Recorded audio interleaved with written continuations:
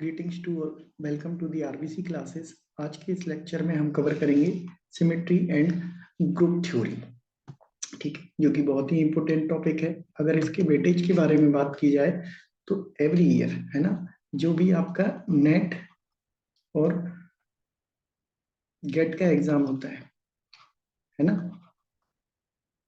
उसमें ये major role play करता है। ईच ईयर कम से कम इसके बात करें तो 2 से 3 क्वेश्चन जो है ना, 2 to 3 क्वेश्चन जो है ईच ईयर आपके एग्जाम में नेट में पूछे जाते हैं। वहीं अगर सेट की बात करें तो लास्ट ईयर 2018 में जो सेट हुआ था, 16 में जो सेट हुआ था, है ना, उसमें भी आपकी ग्रुप थ्योरी से एक दो क्वेश्चन जो है पूछे गए हैं। ठीक है, आपने अगर देखा होगा previous year question lab technician का, है ना, तो वहां पर भी आपका ग्रुप थ्योरी से एक क्वेश्चन आया हुआ है, जिसमें किसका, प्रोपाइलिन के पॉइंट ग्रुप की बात की गई थी। ठीक है, इन सबको डिस्कस करने से पहले इस बारे में हमें जानना होगा कि ग्रुप थ्योरी को पढ़ने से हमको किन किन चीजों में हेल्प मिलती है, कौन कौन से टॉपिक्स में हेल्प मिलती है, क्या इसकी एप्लीकेशंस है।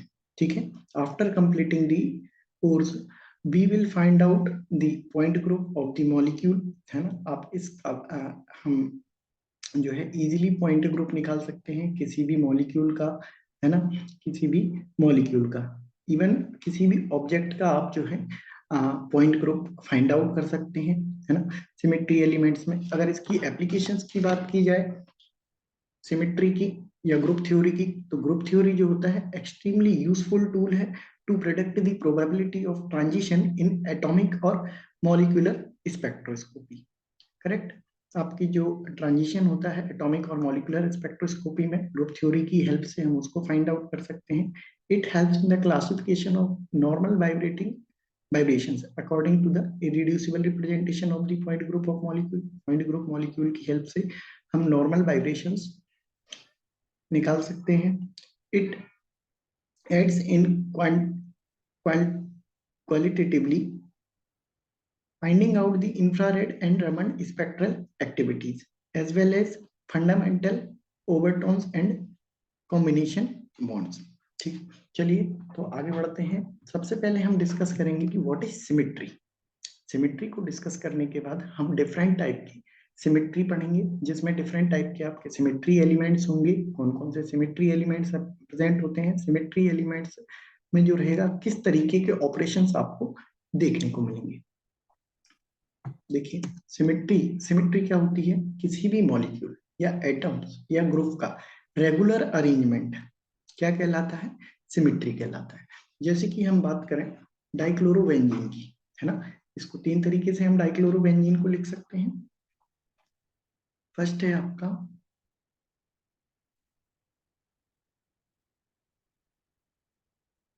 दिस, एंड सेकंड वन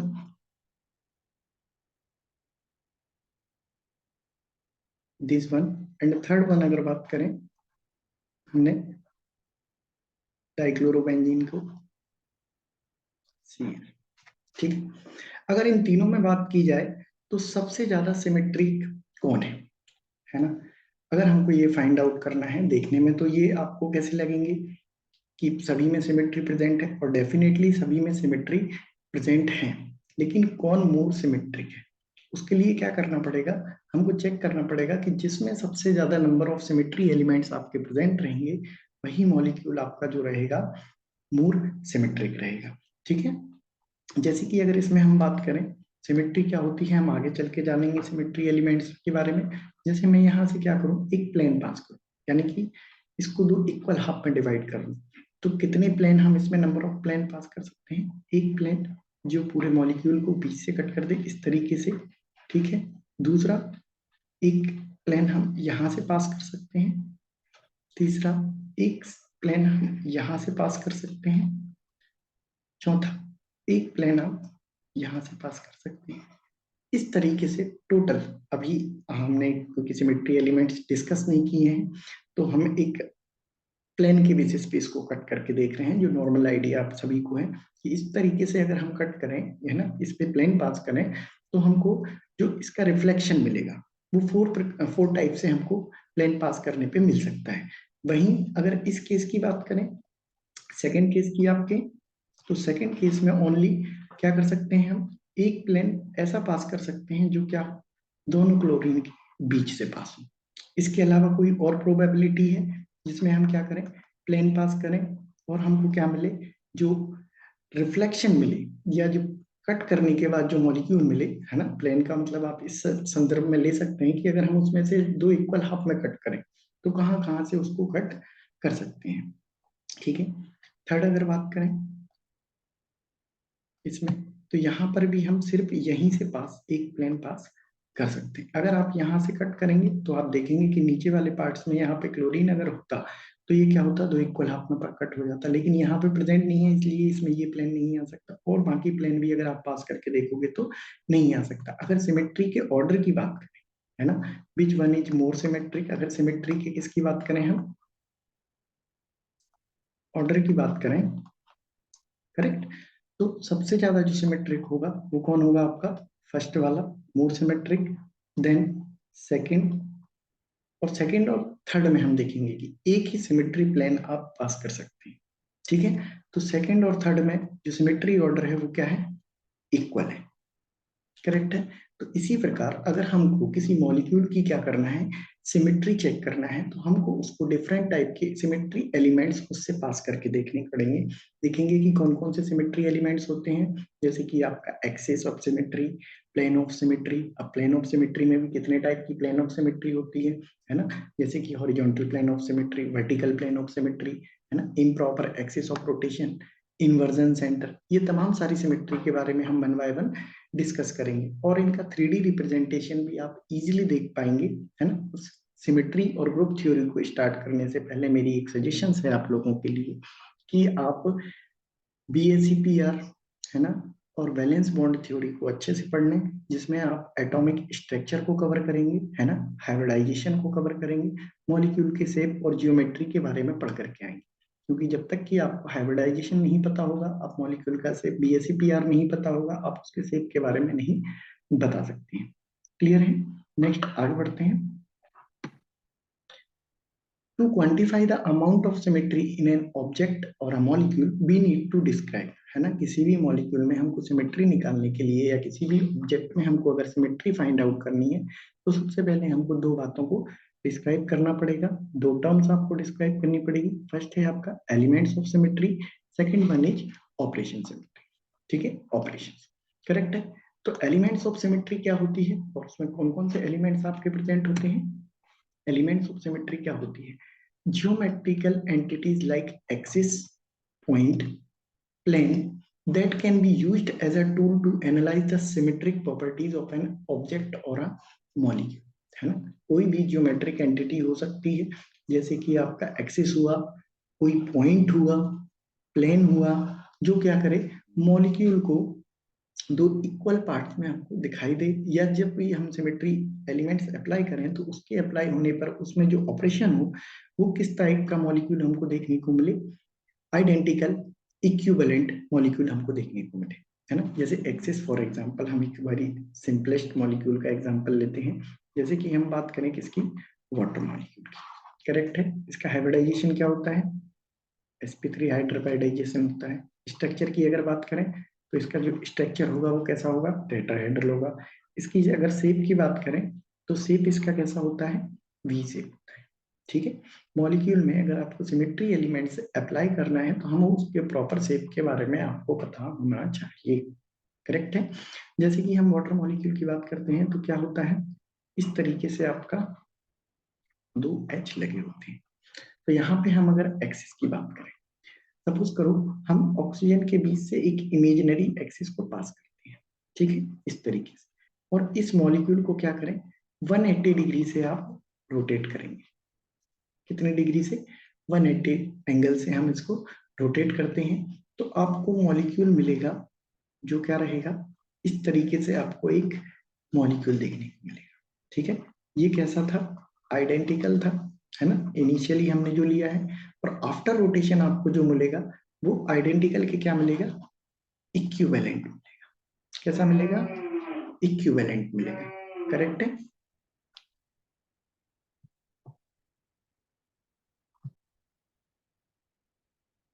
अगर आप सिमेट्री हमको चेक कर रहे हैं किसी मॉलिक्यूल में, तो अगर हम किसी भी कोई भी एक्सिस, कोई भी पॉइंट या प्लेन पास करते हैं, तो हमको क्या मिलना चाहिए? इक्विवेलेंट स्ट्रक्चर मिलना चाहिए। तभी हम कह सकते हैं कि इसमें इस टाइप की सिमेट्री जो है प्रेजेंट है। करेक्ट है।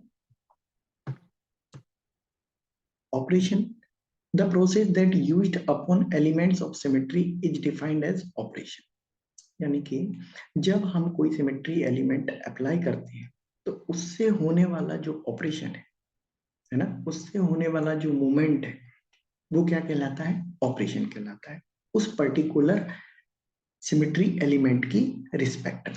जैसे कि हम बात करें, अभी हमने वाटर मॉलिक्यूल की बात की थी, तो यहाँ पे आपका वाटर मॉलिक्यूल क्या था? इस तरीके का था। आपने क्या किया था? इस पे एक्सिस पास किया था, एक इमेजिनरी एक्सिस। इसको 180 डिग्री से हमने क्या किया था? रोटेट किया था। आफ्टर रोटेशन आपको क्या मिला था? इस तरीके का आइडेंटिकल या इक्विवेलेंट आपको मॉलिक्यूल मिला था। करेक्ट है।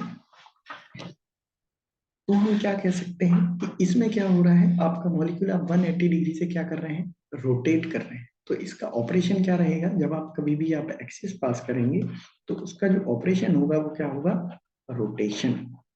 और रोटेशन किसके अराउंड? आपके एक्सिस के अराउंड। करेक्ट है।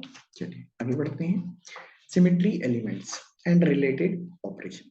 तो कौन कौन से सिमेट्री एलिमेंट्स आपके होते हैं, है ना, और उसमें किस तरीके का ऑपरेशन हमको देखने को मिलता है। जैसे कि फर्स्ट बात करें हमारी एक्सिस ऑफ सिमेट्री की। एक्सिस ऑफ सिमेट्री जो होता है, इसको हम Cn से रिप्रेजेंट करते हैं, where n is the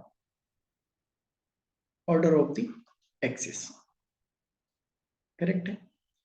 axis of symmetry को हम Cn से डिफाइन करते हैं। n क्या होता है? Order of the axis. इसको डिफाइन करेंगे कि किस तरीके से हम n की वैल्यू को निकालते हैं, और इसमें जो ऑपरेशन होता है वो क्या होता है? रोटेशन।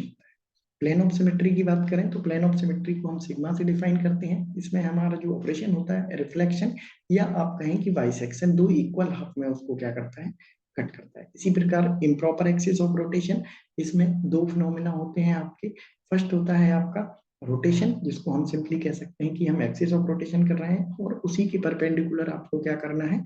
एक हॉरिजॉन्टल प्लेन पास करना। अब ये हॉरिजॉन्टल प्लेन क्या होता है, ये जब हम प्लेन ऑफ सिमेट्री पढ़ेंगे तो उसमें डिस्कस करेंगे। इसी तरीके से आगे बढ़ेंगे, इन्वर्जन सेंटर के बारे में जानेंगे, तो उसका ऑपरेशन जो होता है वो क्या होता है? इन्वर्जन होता है। और आइडेंटिटी, आइडेंटिटी एक ऐसा सिमेट्री एलिमेंट है जो सभी ऑब्जेक्ट्स, सभी मॉलिक्यूल में क्या होता है? प्रेजेंट होता है, जिसके साथ हमको कुछ भी नहीं करना होता है। ना रोटेशन एक्सिस अप्लाई करना है, ना प्लेन अप्लाई करना है, ना इन्वर्जन सेंटर, कुछ भी चेक नहीं करना है। हम किसी भी मॉलिक्यूल को देख करके बोल सकते हैं कि उसमें जो है आपका आइडेंटिटी प्रेजेंट है। क्लियर है। आगे बढ़े। चलिए, तो फर्स्ट हम डिस्कस करते हैं एक्सिस ऑफ सिमेट्री। ठीक है। एक्सिस ऑफ सिमेट्री क्या होती है? An imaginary axis passing through an object or molecule, rotation on which by theta angle produce equivalent orientation। ध्यान दीजिएगा, क्या मिलना चाहिए? एक्सिस हमको इस तरीके से पास करना है कि जिस किसी भी एंगल से आप उसको रोटेट कर रहे हैं, फॉर एग्जांपल आपका 120, या फिर हम बात करें 180, या फिर हम बात करें 72.5, इस तरीके का किसी भी एंगल से जब आप उसको क्या करते हैं? रोटेट करते हैं, तो आफ्टर रोटेशन जो आपको स्ट्रक्चर मिलेगा, है ना, या ओरिएंटेशन मिलेगा, वो कैसा होना चाहिए? इक्विवेलेंट होना चाहिए बिफोर अप्लाइंग द एक्सिस। ठीक है। इसको हम किससे डिनोट करते हैं? एन से डिनोट करते हैं, where n is the order of the axis, है ना। कैसे ओरिएंटेशन को आप चेक कर सकते हैं? इसके लिए मैं आपको दिखा देता हूं कि कैसे हम मॉलिक्यूल को क्या करते हैं? रोटेट करते हैं, उस पर एक्सिस पास करेंगे। ठीक है। ये आपके सामने, जैसे कि अभी हमने बात की थी वाटर मॉलिक्यूल की, वाटर मॉलिक्यूल आपके सामने यहाँ पे आपको दिखाई दे रहा होगा, भी शेप में है। इस तरीके से आपका वाटर मॉलिक्यूल प्रेजेंट है। ठीक है। मुझे इस पे एक्सिस पास करना है, तो कहाँ से एक्सिस पास करूंगा? ऑक्सीजन मॉलिक्यूल की। ठीक है। इस तरीके से हमने ऑक्सीजन मॉलिक्यूल से क्या किया? एक्सिस पास किया। अगर इसको रोटेट कराएंगे कितने डिग्री से? 180 डिग्री से अगर हम इसको रोटेट करते हैं, तो आप देख पा रहे होंगे कि इसमें जो रोटेशन के बाद, बिफोर रोटेशन और आफ्टर रोटेशन, आप इसमें बता नहीं सकते हैं कि मॉलिक्यूल में किसी प्रकार का कोई चेंजेस हुआ है, यानी कि पहला और जो आफ्टर सिमेट्री एलिमेंट्स अप्लाई करने के बाद, एक्सिस अप्लाई करने के बाद हमें जो स्ट्रक्चर मिलेगा वो कैसा मिलेगा, इक्विवेलेंट मिलेगा। करेक्ट है। अब हम बात करते हैं कि क्यों हमने इसको एक्सिस को C2 एक्सिस नाम दिया। क्लियर है। तो इसको फाइंड आउट करने के लिए हमारे पास क्या होता है, एक फॉर्मूला होता है जो कि क्या है, डिफाइन है आपका एक्सिस ऑफ सिमेट्री निकालने के लिए और उसका ऑर्डर निकालने के लिए। इसको निकालने के लिए हमको क्या करना रहता है, n इज इक्वल टू जो होता है 360 डिवाइड बाय थीटा, है ना। 360 डिवाइड बाय थीटा, 360 डिग्री से आप उसको क्या कर रहे हैं, rotate, sorry 360 divide by theta, theta क्या है यहाँ पे आपका 180। तो एन की जो वैल्यू आएगी वो निकल करके क्या आ जाएगी, 2 आ जाएगी। तो यहाँ पे सी एन जो होगा वो आपका क्या होगा, C2 एक्सिस होगा। क्लियर है। ठीक है। इसी तरीके से अगर हम बात करें किसमें, अमोनिया मॉलिक्यूल में, है ना। अमोनिया मॉलिक्यूल क्या होता है आपका, NH3। क्या होता है, NH3। NH3 का जो स्ट्रक्चर होता है सिमिलरली, अगर हाइब्रिडाइजेशन की बात करें तो इसका जो हाइब्रिडाइजेशन होता है वो कैसा होता है आपका, sp3 हाइब्रिडाइज मॉलिक्यूल होता है। करेक्ट है। इसकी अगर शेप की बात करें तो इसका जो शेप होता है वो कैसा होता है, पिरामिड होता है। ध्यान रखना, कैसा होता है, पिरामिड। ठीक है। इस तरीके से आपका एन सेंटर में प्रेजेंट होता है, एच एच और इस तरीके से ये जो होता है पिरामिड शेप का होता है। अब यहाँ पे हमको कौन सा एक्सिस अप्लाई करें, एक्सिस तो यहीं से जाएगा डेफिनेटली, है ना, लेकिन किस एंगल से रोटेट करें, है ना। NH3 को हम किस एंगल से रोटेट करें, है ना, एंगल यानी कि थीटा, इस एंगल से रोटेट करें कि हमको जो इसका स्ट्रक्चर मिले वो कैसा मिले, इक्विवेलेंट। कैसा मिले, इक्विवेलेंट मिले। तो यहाँ पे हम इसको कितने, 120 डिग्री से अगर आप रोटेट करेंगे, है ना, कितने, 120 से, तो आपको जो आफ्टर रोटेशन, है ना, 120 डिग्री से आप रोटेट करते हैं तो आपको NH3 इस तरीके से क्या मिलता है, इक्विवेलेंट स्ट्रक्चर मिलता है। इक्विवेलेंट स्ट्रक्चर मिलता है तो हम क्या करेंगे, अगर इसका एक्सिस की बात करेंगे कि कौन सा एक्सिस प्रेजेंट है, तो हम क्या करेंगे, वही आपका n इज इक्वल टू क्या करोगे आप, 360 बाय थीटा।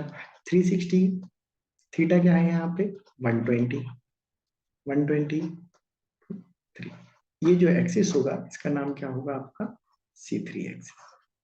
करेक्ट है। कौन सा एक्सिस होगा आपका, C3 एक्सिस। ठीक है। अगर हम देखें 3D में कि किस तरीके से आप अमोनिया में 3D उसका विजुअलाइजेशन कर सकते हैं और कहाँ से उसमें एक्सिस पास करेंगे, इस तरीके से हम उसमें एक्सिस पास कर सकते हैं। ठीक है। ये आपको मॉलिक्यूल दिख रहा होगा इस तरीके से पिरामिड शेप में। करेक्ट है। अब हम इसमें एक्सिस पास करेंगे, तो ये अमोनिया मॉलिक्यूल से हमने क्या किया, इसमें एक एक्सिस पास कर दिया। रोटेशन देखेंगे किस तरीके से इसमें रोटेशन होता है। देखिए, एक बार रोटेट हुआ, 2 बार रोटेट हुआ, और जब आप तीसरी बार रोटेट कर देंगे तो मॉलिक्यूल अपनी अपनी प्लेस पे आ जाएंगे। ठीक है। तो इसमें जो रोटेशन हो रहा है वो कितने डिग्री से हो रहा है, आपकी 120 डिग्री से, है ना। इसका जो एंगल है वो 120 है। तो इसमें जो एक्सिस प्रेजेंट होगा वो क्या होगा, C3 आपका एक्सिस प्रेजेंट होगा। क्लियर है। ठीक है, आगे बढ़ते हैं।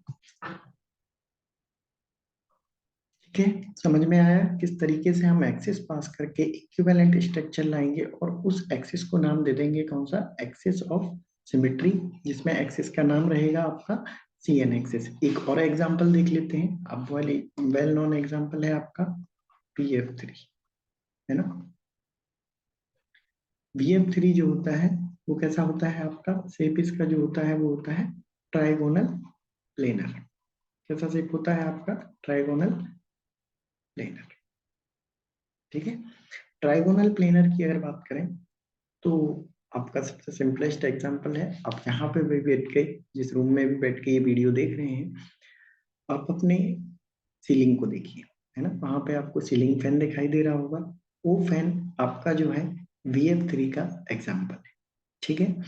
आप देखेंगे कि फैन की जो 3 ब्लेड्स हैं, तीनों ब्लेड्स पे फ्लोरीन एटम अटैच है, और उसकी जो मोटर है ना, फैन की जो मशीन है, वो आपका बोरॉन मॉलिक्यूल है। जिस रॉड के सहारे आपका फैन हैंग है, वो आपका क्या है, एक्सिस है।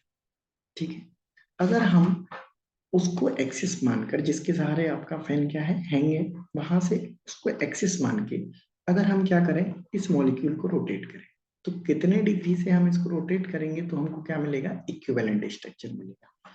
अगर हम इसको 120 डिग्री से रोटेट करते हैं, तो देखिए हम इसको मार्किंग कर देते हैं रोटेशन के लिए, ये ए, ये बी, ये सी मान लेते हैं। आफ्टर रोटेशन जब आप इसको 120 डिग्री से रोटेट करेंगे, तो आपको सेम और इक्विवेलेंट स्ट्रक्चर मिलेगा, जिसमें एफ यहाँ पे, एफ यहाँ पे, और एक फ्लोरीन यहाँ पे। ठीक है, 120 डिग्री से आप रोटेट कर रहे हैं, तो एफ ए, जिसको हमने ए मार्क किया हुआ है, वो कहाँ पे चला जाएगा, आपका बी की प्लेस पे। जिसको हमने वी मार्क किया है, वो कहाँ पे चला जाएगा, आपका सी की प्लेस पे। और जिसको हमने सी मार्क किया हुआ है, वो कहाँ पे चला जाएगा, ए की प्लेस पे चला जाएगा।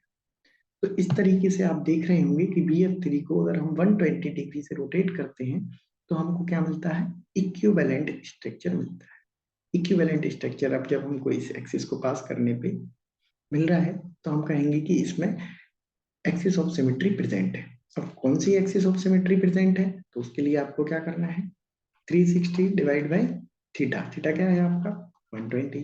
क्या आ रहा है आपका, 3। दैट मीन्स इस एक्सिस को अगर आप नाम देंगे, तो ये क्या हो जाएगा, C3 एक्सिस।